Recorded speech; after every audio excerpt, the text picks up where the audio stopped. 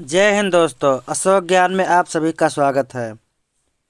हिंदी प्रकरण में आज का हमारा टॉपिक है क्रिया। क्या है? हिंदी प्रकरण का आज का हमारा टॉपिक है क्रिया। क्रिया किसे कहते हैं?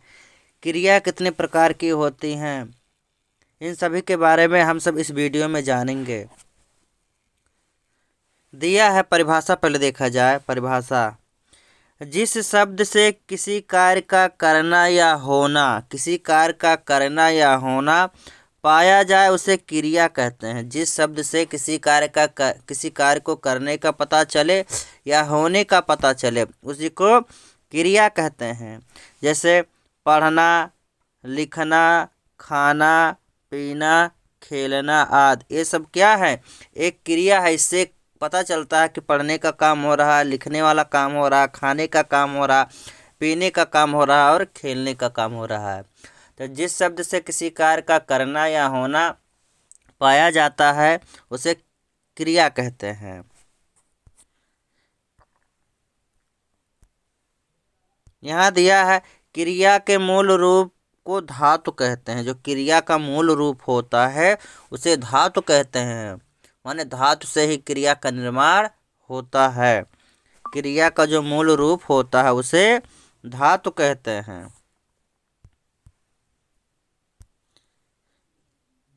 देखिए यहाँ धातु दिया है। क्या दिया है? धातु। धातु एक है मूल रूप धातु, एक है यौगिक धातु। धातु कितने प्रकार के होते हैं? दो प्रकार के, एक मूल रूप धातु, एक यौगिक धातु। जैसे पढ़ना, लिखना, चलना, अर्थात जो ना जोड़ने से बनता है उसे मूल धातु क्रिया कहते हैं। जो ना जोड़ने से बनता है क्रिया उसे मूल धातु कहते हैं। और यौगिक धातु क्या होता है? वे क्रियाएं या संज्ञा, वे क्रियाएं जो संज्ञा, सर्वनाम अथवा विशेषण, वे क्रियाएं जो संज्ञा, सर्वनाम अथवा विशेषण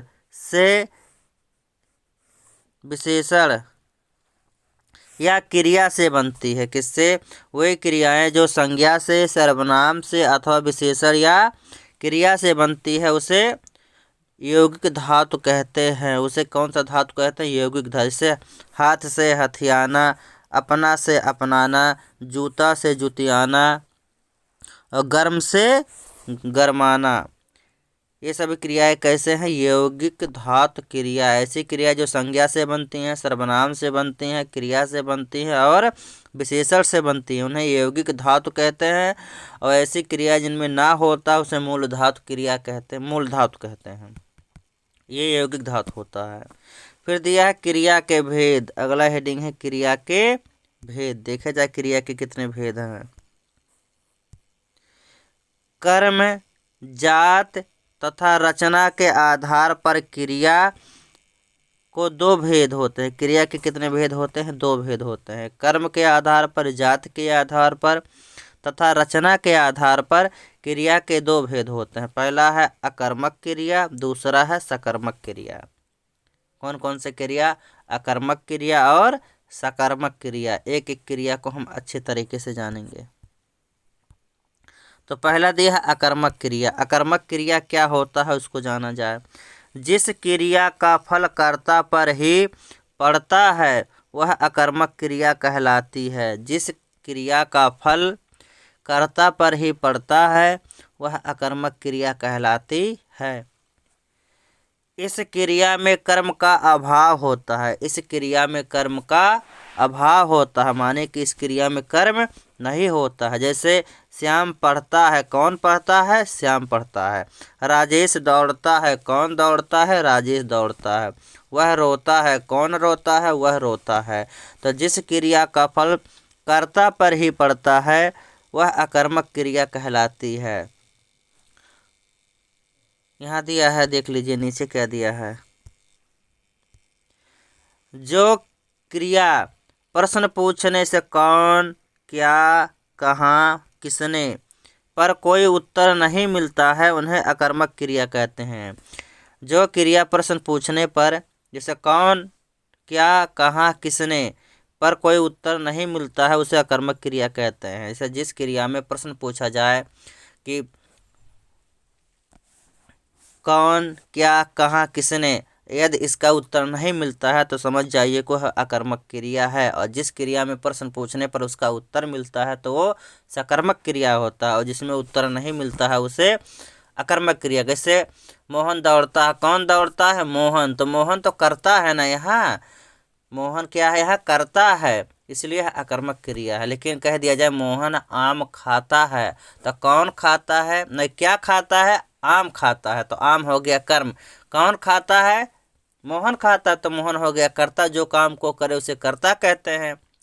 लेकिन क्या खाता है? आम खाता है, तो आम आपका क्या हो गया? कर्म। तो हो जाएगा ये सकर्मक क्रिया। जिस क्रिया में कर्म हो उसे सकर्मक क्रिया कहते हैं, जिस क्रिया में कर्म नहीं होता उसे अकर्मक क्रिया कहते हैं।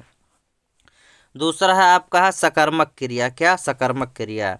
जिस क्रिया में कर्म का होना जरूरी होता है वह सकर्मक क्रिया कहलाती है, या जिस क्रिया में कर्म होता है उसे सकर्मक क्रिया कहते हैं। जैसे मैं बाइक चलाता हूँ, तो कौन चलाता है बाइक? मैं तो हो गया कर्ता, जो काम को करे उसे कर्ता कहते हैं।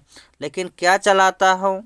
बाइक चलाता हूँ, तो बाइक हो गया हमारा कर्म। अगला उदाहरण है, देख लीजिए। रमेश फल खाता है। रमेश फल खाता है, तो कौन खाता है? रमेश। रमेश करता हो गया, जो काम को करे, खाने वाला काम हो रहा, कौन खाता है? रमेश। रमेश करता हो गया। लेकिन क्या खाता है? तो फल खाता, तो फल आपका क्या हो गया? कर्म। इसमें प्रश्न पूछने पर उत्तर मिलता है, इसमें प्रश्न पूछने पर उत्तर मिल रहा है, इसलिए यहाँ बाइक और फल क्या है आपका? कर्म है। क्या है? कर्म है। तो ये क्रिया कैसी है? सकर्मक क्रिया। फिर अगला हेडिंग है सकर्मक क्रिया के भेद। कितने हैं? दो। सकर्मक क्रिया के कितने भेद हैं? दो। एक है एक कर्मक क्रिया, दूसरा है द्विकर्मक क्रिया। क्या है? पहला है एक कर्मक क्रिया, दूसरा है द्विकर्मक क्रिया। एक कर्मक क्रिया माने जिसमें एक ही कर्म हो, द्विकर्मक क्रिया माने जिसमें दो कर्म हो। देखा जाए एक कर्मक क्रिया, पहला है आपका एक कर्मक क्रिया। जिस क्रिया में एक ही कर्म हो तो वह एक कर्मक क्रिया कहलाती है।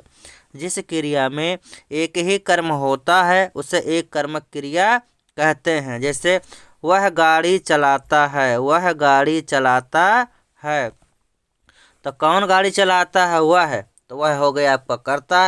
लेकिन क्या चलाता है? गाड़ी। तो गाड़ी अकेले है, तो ये एक कर्मक क्रिया, माने इसमें एक कर्म है। क्या चलाता है? गाड़ी। तो यहाँ गाड़ी एक कर्मक क्रिया है। जिस क्रिया में एक ही कर्म हो तो वह एक कर्मक क्रिया कहलाती है, तो गाड़ी एक कर्मक क्रिया है। दूसरा है द्विकर्मक क्रिया। क्या है आपका? द्विकर्मक क्रिया। इसको देखा जाए, जिस क्रिया में दो कर्म होते हैं, जिस क्रिया में दो कर्म होते हैं वह द्विकर्मक क्रिया कहलाती है। जिस क्रिया में दो क्रिया होती है उसे द्विकर्मक क्रिया कहते हैं। जैसे अध्यापक ने छात्रों को हिंदी पढ़ाई, तो किसने पढ़ाई? अध्यापक। अध्यापक तो कर्ता हो गया। लेकिन क्या पढ़ाई? हिंदी। किसको पढ़ाई? छात्रों को। तो इसमें कितने कर्म है? दो कर्म है, एक छात्रों को, एक क्या है? हिंदी। तो इसमें एक कर्म हो गया आपका छात्र, एक कर्म है आपका हिंदी, इसलिए इसको द्विकर्मक क्रिया। जिस क्रिया में दो कर्म मिले उसे द्विकर्मक क्रिया कहेंगे, और जिस क्रिया में केवल एक कर्म होता है उसे एक कर्मक क्रिया कहते हैं। यहाँ नोट में दिया है, कुछ बात देख लीजिए। दिया है नोट में, इसमें प्रायः पहला कर्म सजीव व दूसरा कर्म निर्जीव होता है। कह रहा है इसमें पहला कर्म जो होता है सजीव होता है, दूसरा कर्म निर्जीव होता है। देख लीजिए, अध्यापक ने छात्रों को हिंदी पढ़ाया, तो पहला कर्म है छात्र, छात्र सजीव होते हैं। दूसरा कर्म है हिंदी, हिंदी निर्जीव होता है। जब जिसमें दो कर्म होते हैं उसमें जो पहला कर्म होता है वह सजीव होता है, और जो दूसरा होता है वह निर्जीव होता है। अगला दिया है, चौथा दिया है एक और, संरचना के आधार पर क्रिया के चार भेद हैं। संरचना के आधार पर क्रिया के कितने भेद हैं? चार भेद हैं। कौन कौन सा? प्रेरणार्थक क्रिया, जिससे प्रेरणा मिले उसे प्रेरणार्थक क्रिया कहते हैं। ये क्रिया सदैव सकर्मक क्रिया होती है, ये क्रिया सदैव सकर्मक क्रिया होती है। देखा जाए परिभाषा, जिस क्रिया से यह ज्ञात हो कि कर्ता स्वयं काम न करके किसी और से काम करा रहा है तो उस क्रिया को प्ररार्थक क्रिया कहते हैं। ऐसी क्रियाएं जिससे यह पता चले कि कर्ता अपने खुद काम नहीं कर रहा, किसी दूसरे से करवा रहा है, तो उस क्रिया को प्रेरार्थक क्रिया कहते हैं। जैसे बोल से बोलवाना, पढ़ से पढ़वाना, गिर से गिरवाना, लिख से लिखवाना, ये सब कैसे क्रिया हैं? प्रेरार्थक क्रिया। जैसे मास्टर जी बच्चों से पढ़वा रहे हैं, अपने नहीं पढ़ रहे हैं, बच्चों से पढ़वा रहे हैं। पिताजी मुझसे पत्र लिखवा रहे हैं, तो लिखवाना क्या हो गया? प्रेरार्थक क्रिया। पिताजी अब स्वयं ना लिखकर हमसे लिखवा रहे हैं। अगला है दूसरा, इसमें नाम धातु क्रिया। क्या है? नाम धातु क्रिया या नाम बोधक क्रिया। ये क्या होते हैं देखा जाए। ऐसी धातु जो क्रिया को छोड़कर अन्य शब्दों जैसे संज्ञा, सर्वनाम, विशेषण आदि से बनती हैं, उसे नाम धातु क्रिया कहते हैं। ऐसी धातु जो क्रिया को छोड़कर अन्य शब्दों जैसे संज्ञा से, सर्वनाम से, विशेषण से आदि से बनती हैं, उसे नाम धातु क्रिया या नाम बोधक क्रिया कहते हैं। जैसे देख लिया जाए, जैसे अपना, अपना से क्या हो गया? अपनाना। अपना से क्या हो गया? अपना। अपना से अपनाना। गर्म से गरमाना, जूता से जुतियाना। देख लीजिए, गर्म जूता आपका संज्ञा हो गया, अपना आपका सर्वनाम है, गर्म आपका क्या है? क्रिया है। क्या है वो? विशेषण है। गर्म क्या है? विशेषण है। तो इन्हीं सबको कहते हैं नाम धातु क्रिया। तीसरा आपका दिया है संयुक्त क्रिया। क्या? संयुक्त क्रिया। इसको देखा जाए, ऐसी क्रिया जो किसी दो क्रियाओं के मिलने से बनती है वह संयुक्त क्रिया कहलाती है। ऐसी क्रिया जो किन्हीं दो क्रियाओं के मिलने से बनती है वह संयुक्त क्रिया कहलाती है। जैसे खा लिया, चल दिया, रोने लगा, बोलना पड़ रहा है, देखते रहते हैं।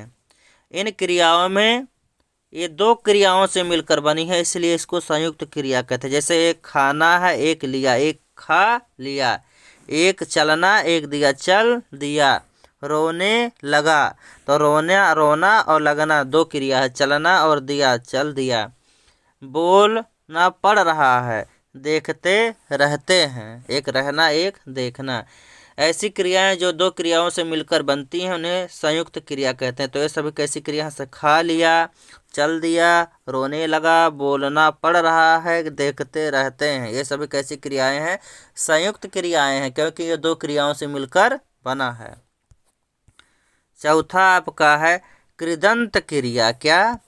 कृदंत क्रिया। ये क्या होता है देखा जाए, जब किसी क्रिया में प्रत्यय जोड़कर उसका नया क्रिया रूप बनाया जाए तब वह क्रिया कृदंत क्रिया कहलाती है। ऐसी क्रिया या जब किसी क्रिया में प्रत्यय जोड़कर उसका नया क्रिया का रूप बनाया जाए तब वह क्रिया कृदंत क्रिया कहलाती है। जैसे दौड़ना क्रिया, इसमें ना प्रत्यय जोड़ गया, हो गया दौड़ना। भाग आपको भागना के, भाग क्या है? क्रिया, तो ना जोड़ दिया गया, हो गया भागना। इसे दौड़ना, भागना, चलना, ये सब कैसी क्रियाएं हैं? कृदंत क्रिया, क्योंकि क्रिया के अंत में प्रत्यय जोड़ा गया है। कौन सा प्रत्यय? ना प्रत्यय, इसलिए इसको कहते हैं कृदंत क्रिया।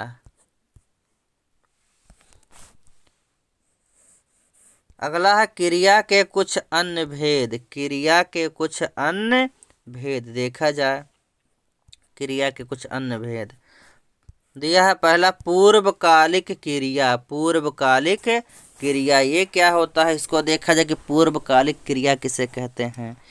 दिया है, जब कर्ता एक क्रिया को समाप्त कर दूसरी क्रिया करना प्रारंभ करता है तब वह पहली क्रिया को पूर्वकालिक क्रिया कहा जाता है।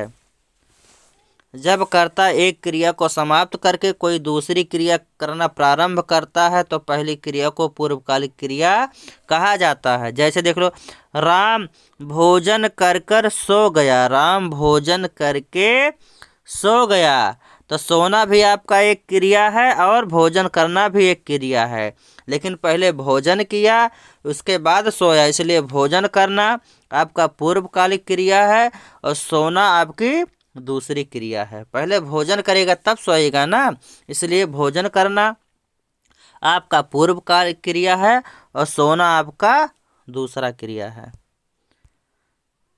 फिर दिया है इसमें सहायक क्रिया। क्या है सहायक क्रिया?